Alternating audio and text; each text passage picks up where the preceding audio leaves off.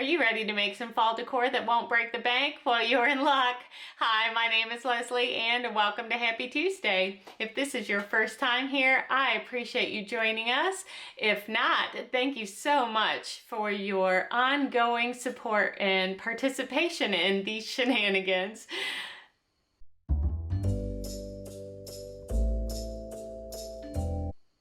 Today I have for you 5 super cute projects that you can make using Dollar Tree supplies or things you probably already have at home. Now, don't forget to stick around till the very end and I'll have a hint on one of next week's projects. So, let's get started. And here is a quick sneak peek at all 5 projects for today. Get ready because we are ready to get started with project number 1. And I love this little fall fairy door. So I'm going to grab my supplies, and I got some pip berries and a few little flowers and some twigs and this little palette piece from the Dollar Tree, as well as a little wood round. Now I took those palette pieces all apart and I'm cutting them down. I thought they were a little bit too big and a little bit too spread out to be the door that I wanted. So once I got those cut down with my miter box, then I organized them in the door shape that I wanted, and then I grabbed my wood glue by Super Glue and I started gluing the door together. Now I'm first going to just set my first anchor piece, make sure everything is even up, and then I will go ahead and get the other pieces set and get some glue on.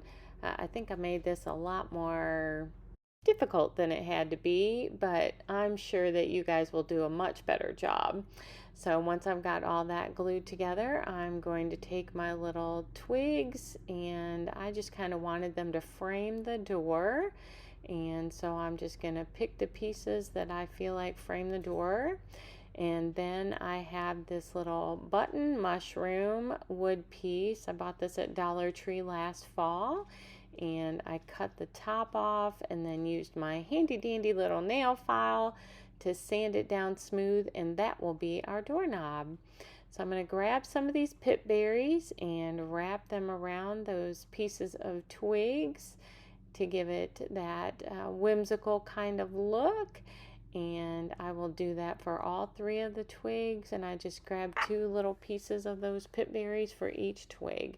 And once I've got that kind of organized the way I want, I'll trim off the excess edges and then take those little floral pieces that I pulled off a stem from Dollar Tree, and I'm going to also wrap those around too. So we're going to get all 3 of these twigs wrapped and get those glued down, and then we are going to paint our door.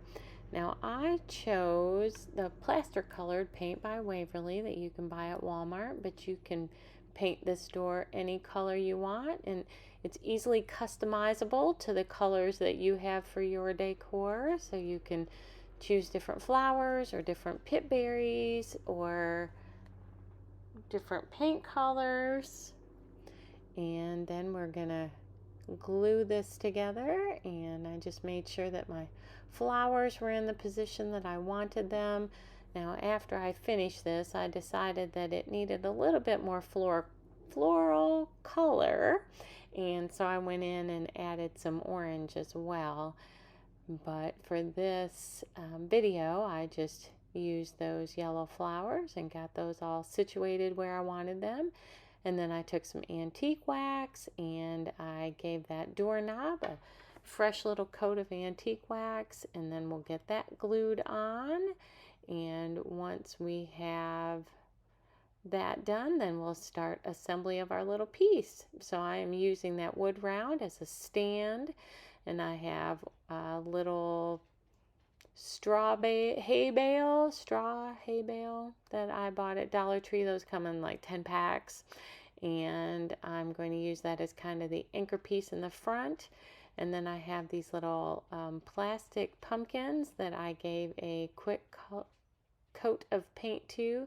Now I didn't like the pumpkin color. I thought it was a little bright for what I was going for, so I mixed it with some plaster and kind of muted that down.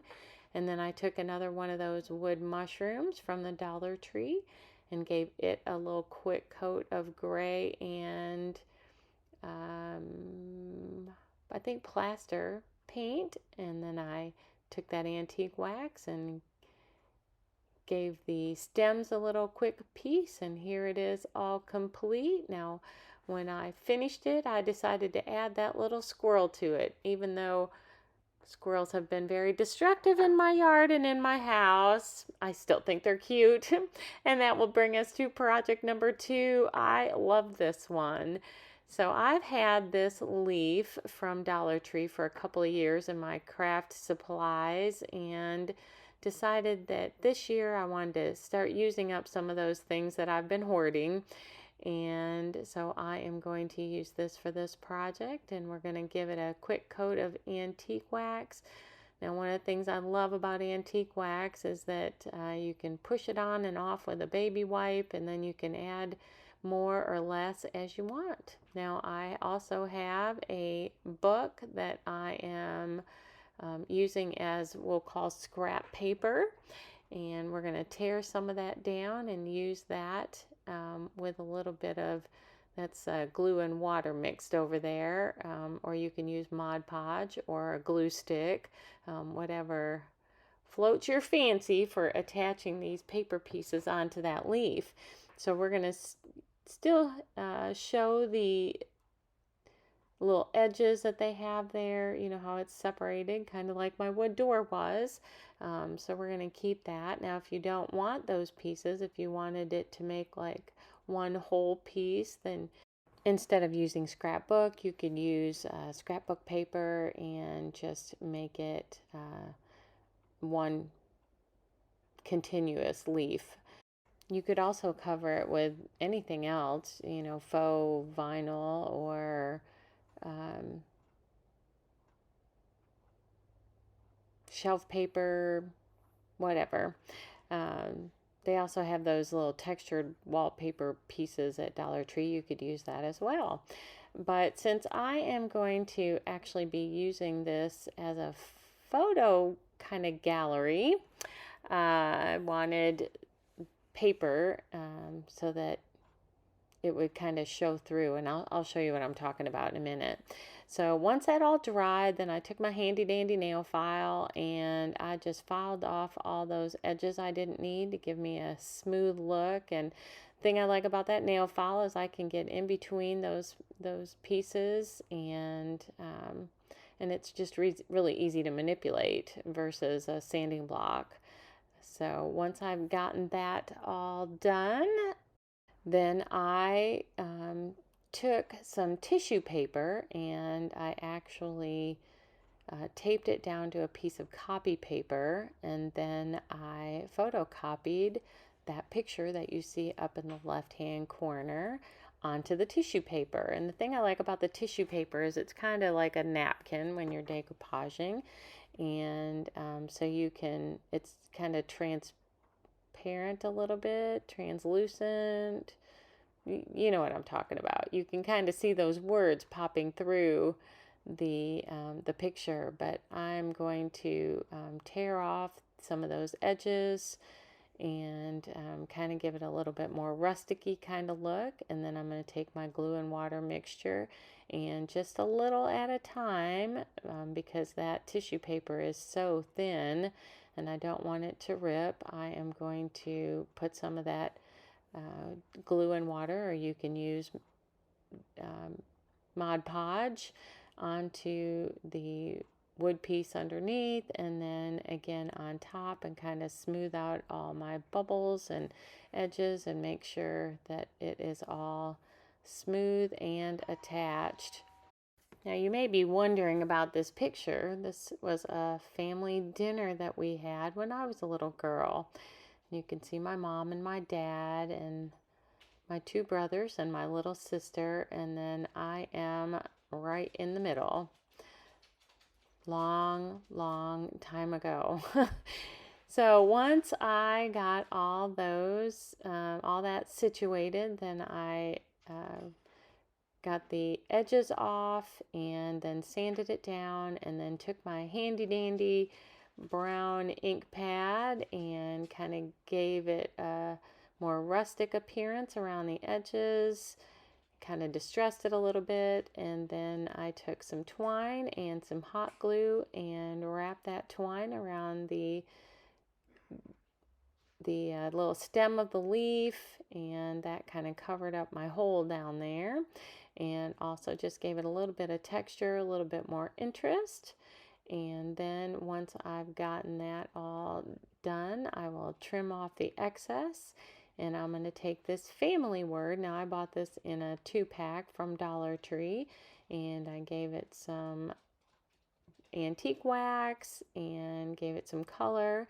And then I'm going to take some of that plaster and I'm going to dry brush a little of that plaster color onto the edges just to give it a little bit more definition.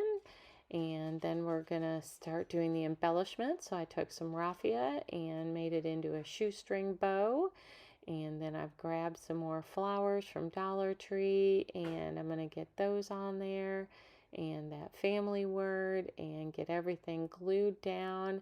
And this project is complete. I just love the simplicity of it, and even though that wasn't a Thanksgiving dinner, it could have been a Thanksgiving dinner, but as you guys know, I'm the keeper of the family photos, and so I thought that would be a sweet way to make homage of that time. And that'll bring us to project number 3. I love this one. So you will need 4 2.5-ounce containers of cinnamon that you can buy from anywhere. And then you will also need 2.5 cups of applesauce. Now, of course, since this is going in a craft project, it doesn't need to be sweetened or any special flavor of applesauce. And then you will also need some school glue. I have my Elmer's over there, and I'm going to be using 2 tablespoons of that. But first, we're going to dump all of our cinnamon into the bowl, and then we're going to add our 2.5 cups of applesauce. And once we've got that in there, we're going to mix it together a little bit and kind of get some of that cinnamon moistened and kind of worked into the applesauce. And then we will add our 2 tablespoons of glue into there, and that will kind of hold it all together. And then we will mix it well until all of the cinnamon is mixed in and you don't have any dry pieces left. You want it all to be that same wet consistency, and it's kind of going to be like a clay, I guess, when you're done, that kind of consistency. So it won't be thin like a batter, but it'll be thicker even than, you know, maybe like banana bread. It's going to be thicker than that. So you can kind of see it looks more like a clay consistency. Once you've got that all mixed together and all that cinnamon is incorporated, then we are going to get messy. Now, if you don't like ooey gooey things touching your hands, then you'll definitely want to put on gloves before the next step. But I didn't want glove marks, I guess, in my little pumpkins. And so I didn't wear any gloves, but we are going to take some of that cinnamon mixture, and we've got a little tray with a cooling tray on top of a baking tray, and you can make these pumpkins as big or as little as you want. I made some, you can see this kind of size. It was about the size of a baseball, maybe just a little bit smaller. And I made some all the way down to like a quarter size. And once you've got it formed and kind of softened out or smoothed out the way you want it, then I just took a paintbrush and I'm going to make some indentations. And for this one, I think I made 6. I think for all of the rest of them that were a little bit smaller, I only made 5 indentions. And then we're going to set that on the cooling rack, and we are going to cut ourselves a little piece of twig, and that will be our stem, and just pop that in the middle, and then continue rolling balls and fashioning them into pumpkins and making your ribs and putting in the stems.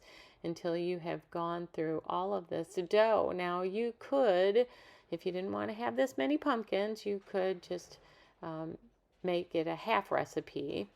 And once all the pumpkins are done, then you just let them air dry, and that's all there is to this project. But let me tell you, while these were drying, and even now that they are dry, they give off the most beautiful cinnamon smell in my house.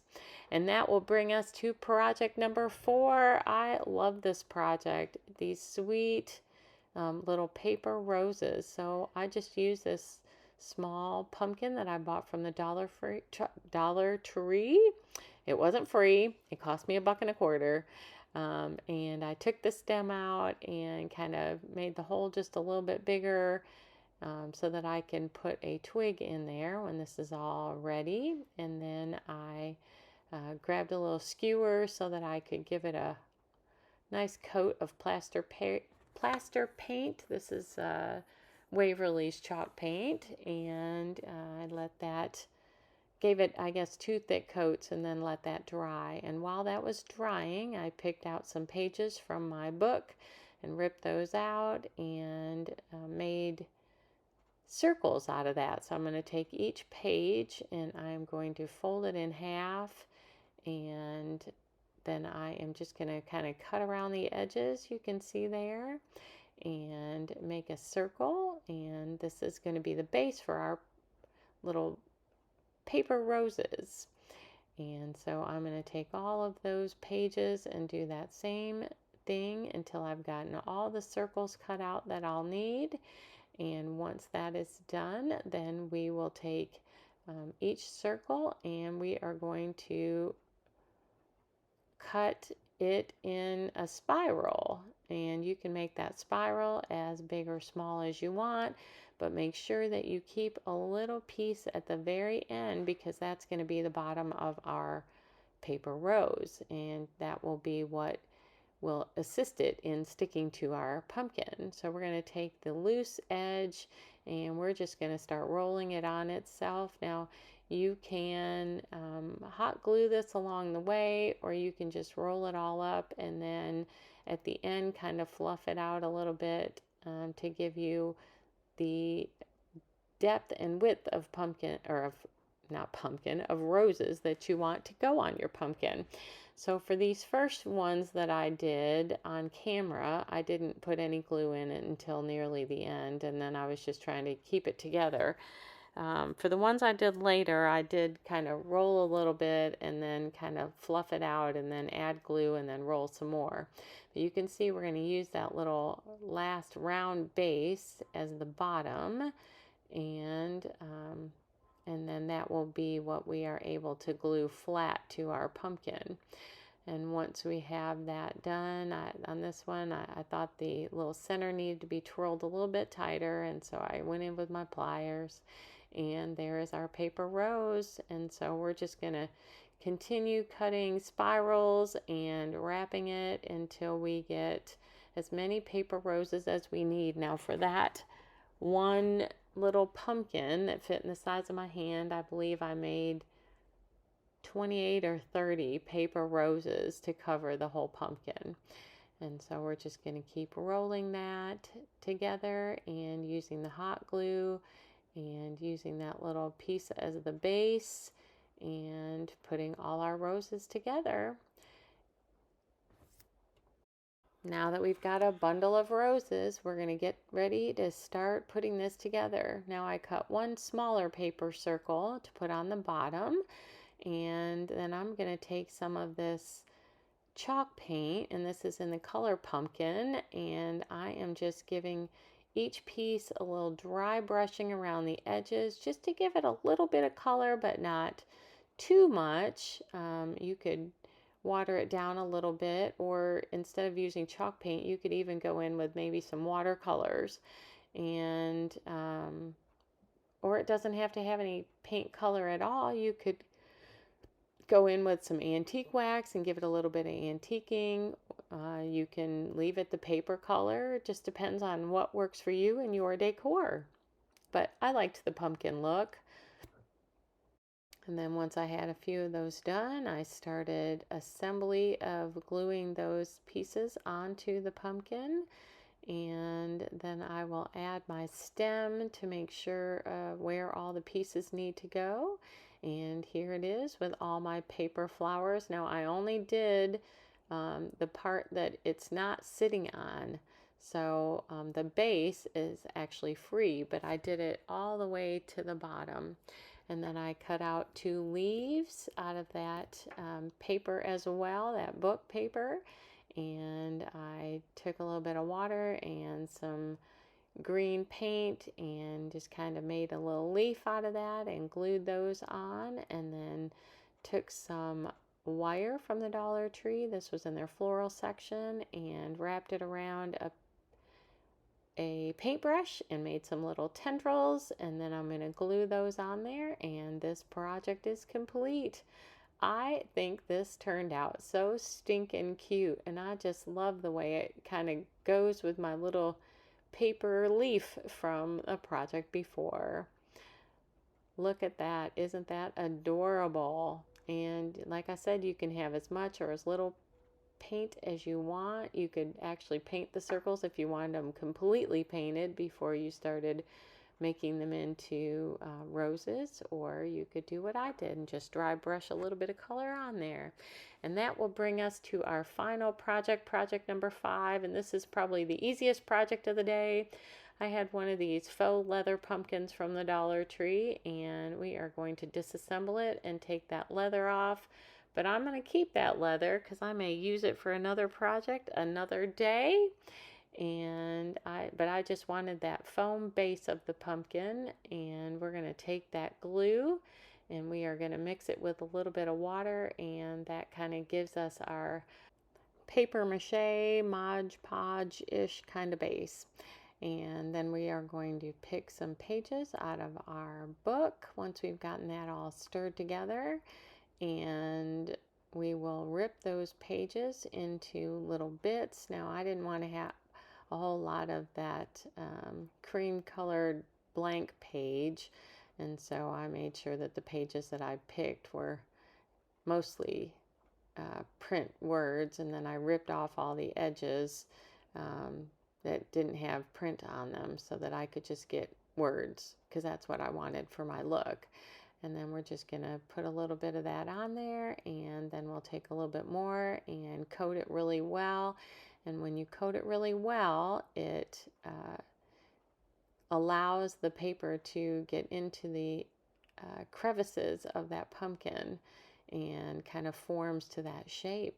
So I am just going to continue taking the little pieces and adding them onto the pumpkin in that papier-mâché kind of way until I get the whole pumpkin covered.